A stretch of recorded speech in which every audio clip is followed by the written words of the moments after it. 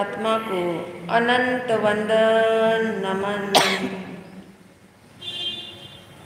इस संसार में दो प्रकार के लोग हैं।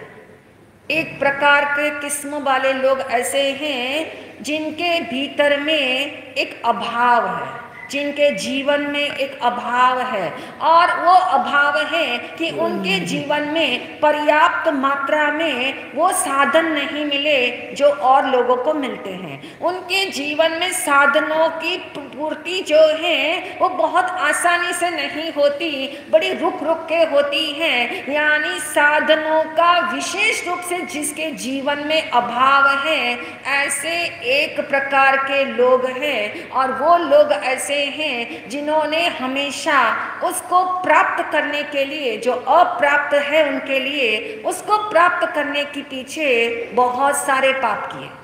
18 प्रकार के पाप स्थान में जिसका प्रवेश होता है, उसमें से कुछ लोग ऐसे हैं जो अभावग्रस्त हैं, और नंबर 2 के लोग ऐसे हैं जिनके जीवन में ऐसा कोई विशेष अभाव नहीं है, जिनके जीवन में सारी सुविधा है, सामग्री है, जितना चाहिए उतना जीवन जीने के लिए कंफर्टेबल जिसको जीवन कह सके, ऐसे सारे कंफर्ट्स उनके जीवन में हैं। फिर भी वे 18 प्रकार के पाप स्थान में क्या करते हैं? प्रवेश करते हैं। अब दो किस्म के अंदर, दो प्रकार के लोग के अंदर अपना नंबर किसमें है? विचार करना होगा, विचार करना होगा कि मेरी लाइफ के अंदर ऐसा इस समय का दौर ऐसा तो नहीं चल रहा है कि बहुत अभाव है, ऐसा भी नहीं है कि मंथली एक्सपेंसेस के लिए बहुत सोचना पड़े, और ऐसा भी नहीं है छोटी मोटी पार्टी करने के लिए बहुत अरेंजमेंट करना पड़े, ऐसा कुछ नहीं है। यानी सब कुछ इजी गोइंग चल रहा है, स्मूथ जिसको कहे वो भी चल सकता है। यानी भले ही बहुत विशेष हमारे पास साधन ना हो, लेकिन फिर भी साधन तो है। लेकिन होता क्या है, जितने साधन मिले हुए हैं वो कभी भी हमें पर्याप्त नजर नहीं आते। वो हमें लगता है कम है, वो हमें लगता है इतने से क्या हो सकता है, और उसके चक्कर में आकर के फिर से नए नए पापों में हमारा प्रवेश होता है। इसलिए भगवान ने कहा, चाहे मजबूरी से साधनों का अभाव है, रोटी का साधन, कपड़े का साधन, मकान का साधन जिसका सीमित है, और वो व्यक्ति भी लगे हुए हैं, और जिनके पास पर्याप्त जितना चाहिए उतना भी है, फिर भी वो लोग पाप में लगे हुए हैं। तो दोनों प्रकार के लोग जो पाप में लगे हुए हैं, उन पापों का फल कैसा होगा? पाप का फल तो पाप का फल ही होगा। मजबूरी में करो या मन से करो, मजबूरी में करो या समझ करके पाप करो, यानी पाप तो पाप ही है। और प्रत्येक पाप जो है वो फल जब देता है तो 5D के रूप में देता है। 5 प्रकार के डी, 5 प्रकार के डी के रूप में जो है पाप के फल मिलते हैं। नंबर 1 दुख, द डी। नंबर 1 जो है फल मिलता है दुख के रूप में। जो भी मिले तो उसको हम ट्रांसलेशन किस में कर देते हैं? दुख में।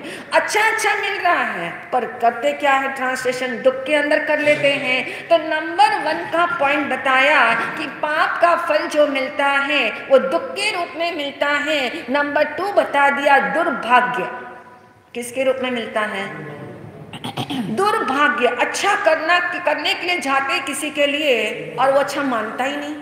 अच्छा ना माने तो कोई बात नहीं, बल्कि बुरा मान लेता है, बुरा सोच लेता है, बुरे ओपिनियंस हमारे लिए क्रिएट करता है, तो उसको हम क्या शब्द देंगे? दुर्भाग्य। अच्छा सोचो, अच्छा बोलो, अच्छा करो, तब भी रिटर्न में जो मिलता है वो अच्छा नहीं मिलता, तो मन जो है परेशान हो जाता है, और फिर हम कहते हैं मेरे भाग्य में यश नहीं है, मेरे भाग्य में यश नहीं है। यानी नंबर 2 पाप का फल जो है दुर्भाग्य के रूप में मिलता है। नंबर 3 दुर्बुद्धि। बुद्धि क्या हो जाती है? भ्रष्ट हो जाती है। बुद्धि जो है सज्जनता छोड़ देती है, सात्विकता का आलंबन छोड़ देती है, यानी दुर्बुद्धि जो है वो भी पाप का फल है। और नंबर 5 बता दिया, दोष। नंबर 4, हाँ नंबर 4 इज दोष। क्या दोष यानी किसको दोष कहेंगे? दोष का मतलब है पापों की संख्या बढ़ना, दोष का मतलब है बुराइयों की संख्या बढ़ना, दोष का मतलब है जो दुर्गुण अंदर में छिपे हुए हैं वो क्या हो जाते हैं, जाहिर हो जाते हैं, यानी उजागर हो जाते हैं। यानी जब पाप का फल मिलता है तो दुख भी मिलता है, दुर्भाग्य भी मिलता है, दुर्बुद्धि भी हो जाती है, दोष भी बढ़ जाते हैं, और नंबर 5 के ऊपर है दुर्गति मिलती है। शब्द क्या है? दुर्गति। 5D मिलता है किसके फल पे? पाप के फल पे।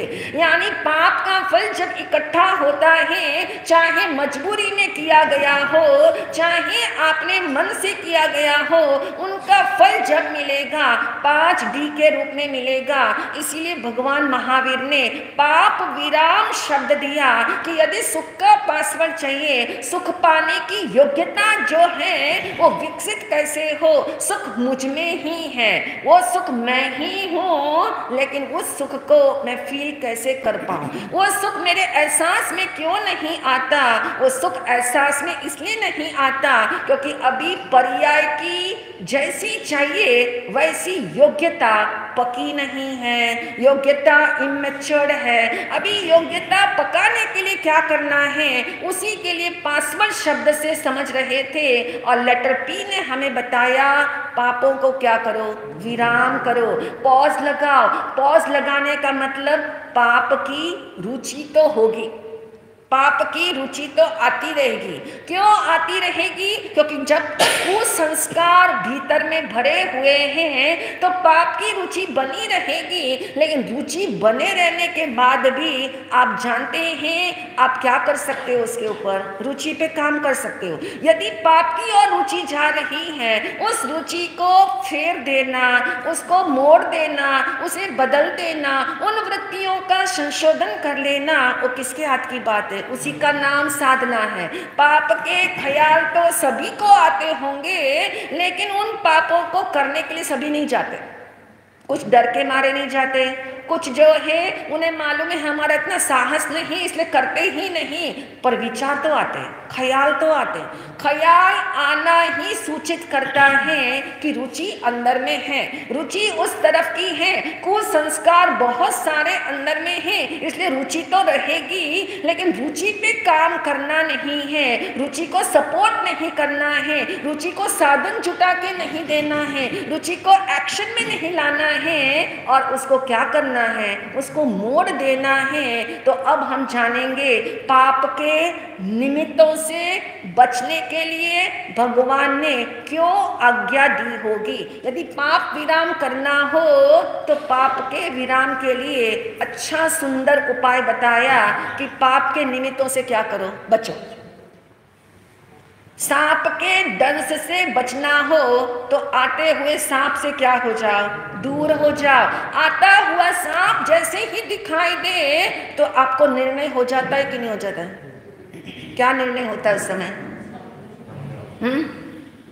ये सांप मुझे काटेगा, ये सांप मेरा नुकसान कर देगा, ये सांप मुझे जीवन से रहित कर देगा, यानी उस तरीके से एकदम झटके में आपके निर्णय पहले से ही तैयार है। देखिए उस समय निर्णय नहीं हो रहा है, उस समय आप तो निर्णय के ऊपर इम्प्लीमेंटेशन करते हो, आप काली मात्र कार्य करते हो। जैसे सांप अचानक आपके सामने आया और आपके मन में निर्णय पहले से पका हुआ है, पहले से बात बैठी हुई है कि ये यदि ये सांप जो आया है ये मुझे जीवन को खतरे में डाल सकता है, यानी उस समय किसी को पूछने नहीं जाना पड़ता है कि सांप है या नहीं, कंफर्म करते हैं।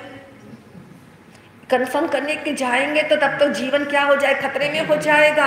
यानी निर्णय तो सारे पहले से ही करके रखने पड़ते तभी बचाव होता है। ऐसे ही पाप के निमित्तों के निर्णय पहले ही करके रखने पड़ते हैं, तब जाके कहीं पाप से बचाव होगा। और पाप के निमित्त आप जानते हैं, यदि आपको पता हो घर आपने को थोड़ी दिनों के लिए घर को छोड़ा हो और घर पूरा बंद करके रखा हो, तो भी माइक्रो डस्ट आती है कि नहीं आती है? आती है। क्यों? क्योंकि वातावरण में डस्ट है। वातावरण में इतनी डस्ट है कि हवा के झोंके से आएगी ही आएगी। इसका मतलब चाहे खिड़की दरवाजे बंद रखे हो, लेकिन माइक्रो डस्ट जैसे आती है और कोई सोच ले कोई बात नहीं, छोटी सी वेंटिलेशन खुली रहेगी, कोई बात नहीं, चलेगा, उससे क्या होगा, धूल आएगी कि नहीं आएगी। ऐसे ही निमित्तों से बचने के लिए बता दिया कि निमित्तों से बचने का प्रयास करें। क्यों करें निमित्तों से बचने का प्रयास? नंबर 1, कुसंस्कारों की परतें जमी हुई है। नंबर 2, कुसंस्कारों की परतों के जमने के कारण हमारा अनादि काल का अभ्यास है कुसंस्कारों की ओर जाना, अभ्यास। नंबर 1, कुसंस्कारों की परतें हैं। नंबर 2, उन कुसंस्कारों का अभ्यास बड़ा सदा हुआ है। जैसे ही मौका मिलता है रुचि वहीं चली जाती है, क्योंकि जहां ढलान है वहीं तो पानी जाएगा, जहां ढलान है वहां पानी जाएगा। जैसे पाप के निमित्त मिलते हैं वैसे ही हम उस ओर चले जाते हैं। देखिए धर्म के भी निमित्त मिलते हैं, लेकिन उस ओर जाने की जल्दी से रुचि नहीं होती। बहुत घसीट के लाना पड़ता है, बहुत मुश्किलों से आना पड़ता है, बहुत सारी चीजों का एडजस्टमेंट करके लाना पड़ता है। और अभी कोई कह दे कि मूवी जाना है तो कि कितने इंपॉर्टेंट काम को क्या करते हो, छोड़ देते हो, चल पड़ते हो। कहने का अभिप्राय कि हमारी रुचि जो है वो कुसंस्कारों के कारण रुचि उसी तरफ रहेगी, लेकिन कुसंस्कारों का अभ्यास भी हमें सघन है। अभ्यास इतना सघन है जिसकी वजह से वहीं जाने का मन करता है। और नंबर 3 बता दिया कि अभ्यास की ही नहीं, वो कुसंस्कार हम पे हावी होते हैं। क्या हो जाते हैं? हमें लगता है कि क्या फर्क पड़ता है। कोई व्यक्ति विचार करता है कि पचखान क्यों लेना, प्रत्याख्यान क्यों ले, हम कमजोर तो है नहीं, हम ऐसे दुर्बल नहीं, हमारी मानसिकता बड़ी सशक्त है, हम किसी से प्रभावित होते नहीं हैं। तो कई सारे लोगों की मनोभूमिका ऐसी है, वे ऐसा मानते हैं कि जरूरत क्या है, हम बड़े सशक्त हैं। लेकिन याद रखिए, निमित्त जब हावी होते हैं तो अंदर के कुसंस्कारों का कहते रेचन हो जाता है। अंदर के कुसंस्कार इतनी तीव्रता से जाग जाते हैं कि निमित्त मिलते ही हमें पता भी नहीं लगता हम किस और घसीटे गए, कैसे प्रभावित हो गए, कैसे प्रवाहित हो गए, कब वो एक्शन में आ गई चीज हमें पता नहीं लगता।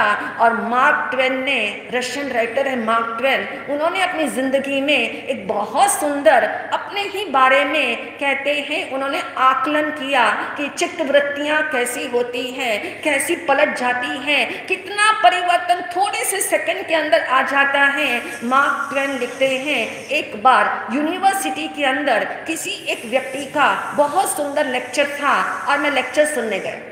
लेक्चर जो दे रहे थे उन्होंने चैरिटी के ऊपर अपना वक्तव्य देना प्रारंभ किया। वो चैरिटी की इतनी सुंदर बात बता रहे थे और सुनते सुनते सुनते मेरे भीतर में इतने भाव चैरिटी को लेकर के जाग गए कि वो भी निमित्त है। वो भी क्या है? निमित्त है। यानी शब्दों का निमित्त पाकर के उनके भीतर के भाव इतने जागे और ऐसा मन में ठाना कि आज मेरे पॉकेट में जितने भी है उतने डॉलर्स में क्या करूँगा, मैं डाल दूंगा। यानी उतने डॉलर्स आज मैं जो है बाद में दान में दूंगा, ऐसी तीव्रता थी। और उस समय कहते हैं वैसा सिस्टम वहाँ पे ऑर्गेनाइज होता था कि लेक्चर जैसे कंप्लीट हो जाता है सबके सामने एक टोपी घुमाई जाती थी, सबके सामने एक एक व्यक्ति के सामने टोपी आती थी और लोग जो अपनी भाव है उसको दे देते थे, चैरिटी में डालते थे। यानी ऐसा सिस्टम बना रखा था। और ऐसा सिस्टम काफी समय से फॉलो हो रहा था और मार्क ट्वेन के भीतर में ये शब्द सुनकर के ऐसा भाव जागा, क्या जितना भी मेरे पास है वो सब कुछ मैं क्या कर दूंगा, टोपी में डाल दूंगा। और कहते हैं उस 5वीं सीट पे बैठे हुए थे, यानी 5वीं रो में बैठे हुए थे। फर्स्ट रो में टोपी घुमाई गई, वो नजारा देख रहे हैं। क्या नजारा है कि कोई डाल ज्यादा नहीं रहा। क्या नजर है, भाव इतने ऊंचे थे। निमित्त कैसा मिल रहा है नजारे का? नजारे का निमित्त मिला कि पहली रो वालों ने, किसी ने डाला किसी ने नहीं डाला। जिसने नहीं डाला उनके कोई फर्क नहीं पड़ रहा है और वो ये भाव भंगिमा सबकी नोट कर रहे हैं। बहुत आसानी से बड़ी कूल से बैठे हुए हैं, नहीं डाल रहे तो भी बैठे हुए हैं। जो डाल रहे हैं वो बड़े उत्साह से डाल रहे हैं। ठीक बात है। सेकंड रो की भी बारी हो गई। थर्ड रो के अंदर उन्होंने देखा किसी ने भी नहीं डाला। अब उनके मन के अंदर अब क्या हुआ देखिए, ज्यादा देर तक ऐसे चीजें देखते रहो, नजारे ऐसे देखते रहो तो भाव क्या होते हैं। अब मन में आया कि देखो मेरे पास $100 लेके आया था, बैंक में जाना था, पर मैंने सोचा ये था कि 100 दे दूंगा, लेकिन मुझे ऐसा लगता है 50 से भी काम चलेगा। 50 भी ज्यादा ही है पर चलेगा। अब फोर्थ रो की जब तक बारी आई तो मन गिरता ही चला गया और मन ने कहा 5 देंगे तो भी चलेगा। और जब 5th रो की बारी आई और 5th रो भी काफी लंबा था और जब तक कहते 5th रो शुरू हुआ, उनका मन कहता है $1 से भी काम चलेगा। अब कहते हैं मार्क ट्वेन ने अपनी ये बात इतनी प्रामाणिकता से किताबों में लिख दी है और उन्होंने लिखा मन कितना चालबाज है, कितने सौदे करता है। कहते हैं जैसे वो टोपी मेरे सामने आई, जब मेरा वक्त आया डालने के लिए, तो इस मन ने क्या किया, $1 टोपी में से उठा करके जेब में डाल लिया। ये है कि मन कैसे पलटता है।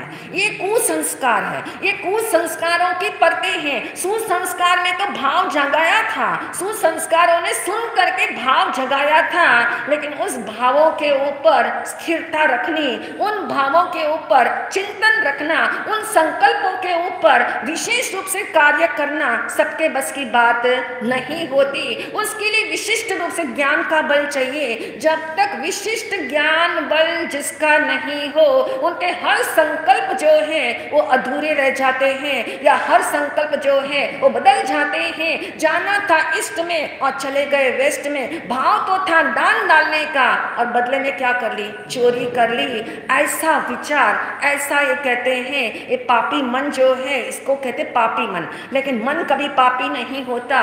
कुसंस्कारों का प्रभाव, गहरा अभ्यास, हावी होने की जो है हमारी तरफ से हम उसे हावी होने देते हैं और उसके बदले में हमें जो एफर्ट करना चाहिए वो एफर्ट नहीं करते। इसी कारण से वो कुसंस्कार हावी हो जाते हैं और वो एक्शन में आ जाते हैं। तो कल हम जानेंगे राग के निमित्तों से बचने के लिए क्या किया जाए और द्वेष के निमित्तों से बचने के लिए क्या तरीका आजमाना चाहिए। उसके बाद अवसर के ओम शांति। कोई पचकान है तो बता।